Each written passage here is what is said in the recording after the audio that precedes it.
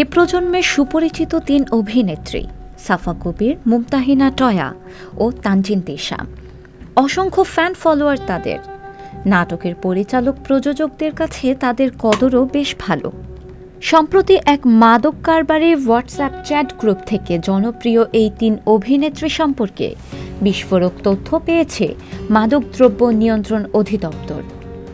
মাদক সম্পৃক্ততার অভিযোগে গত ১৭ অক্টোবর ঢাকা বিমানবন্দরে গ্রেপ্তার হন নর্থ সাউথ বিশ্ববিদ্যালয়ের মার্কেটিং বিভাগের সাবেক ছাত্র অরিন্দম রায় দীপ।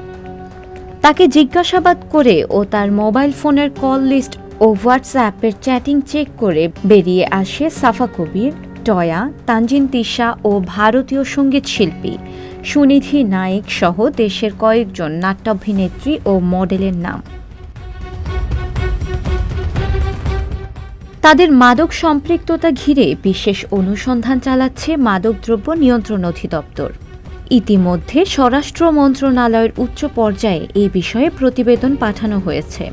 ঘটনা প্রসঙ্গে মামলার তদন্ত কর্মকর্তা নার্কোটিক্সের সহকারী পরিচালক রাহুল সেন বলেন, মাদক সম্পৃক্ততার অভিযোগে নর্থ সাউথ বিশ্ববিদ্যালয়ের সাবেক ছাত্র দীপের উপর বিশেষ নজরদারি করা হয়। দীর্ঘদিন ধরে তার গতিবিধি অনুসরণের ধারাবাহিকতায় ১৭ অক্টোবর ঢাকা বিমানবন্দরে গ্রেপ্তার হন দীপ। এ সময় তার কাছ থেকে বিপুল পরিমাণ সীসা, MDMA, LSD ও কুশ সহ বেশ কিছু মাদক উদ্ধার করা হয়। পরে দীপকে ২ দিনের রিমান্ডে রেখে জিজ্ঞাসাবাদ করা হয়। দীপকে গ্রেপ্তারের পর তার কাছ থেকে কয়েকজন প্রথম সারির অভিনেত্রী ও মডেলের মাদক সম্পৃক্ততার প্রমাণ পাওয়া গেছে। একটি বিশেষ হোয়াটসঅ্যাপ গ্রুপের মাধ্যমে তারা নিয়মিত মাদক সংগ্রহ করে আসছিলেন। তবে এই বিষয়ে এখনও তদন্ত চলছে। তদন্ত শেষে সংশ্লিষ্টদের বিরুদ্ধে আইনগত ব্যবস্থা নেওয়া হবে। তারা জানান, গোপনীয়তার জন্য বিভিন্ন সাংকেতিক নামে এসব মাদক বিক্রি করা হয়ে থাকে, যেমন MDME নামে, LSD অ্যাসিড নামে এবং এক ধরনের তরল গাঁজা THC নামে কেনাবেচা হয়। চ্যাটিং রেকর্ডে দেখা যায় ২৩ এপ্রিল সাফা কবির তার মোবাইল নম্বর থেকে ৩টি MDMA অর্ডার দেন। এজন্য দীপের হোয়াটসঅ্যাপে তিনি সংক্ষেপে লেখেন, দিতে পারবে আমাকে ৩টা।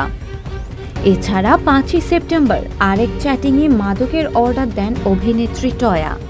তিনিও সাংকেতিক ভাষায় লেখেন, লাগবে ৫টা। এখনও এই বিষয়ে তারকাদের পক্ষ থেকে কোনো প্রকার বক্তব্য পাওয়া যায়নি। বিষয়টি নিয়ে তাদের ভক্তরা অপেক্ষায় আছেন। শিলা ইসলাম, সংবাদ প্রকাশ। সংবাদ, ফিচার ও অনুষ্ঠানের জন্য ভিজিট করুন সংবাদ প্রকাশের ওয়েবসাইট এবং যুক্ত থাকুন ফেসবুক পেজ ও ইউটিউব চ্যানেলের সঙ্গে।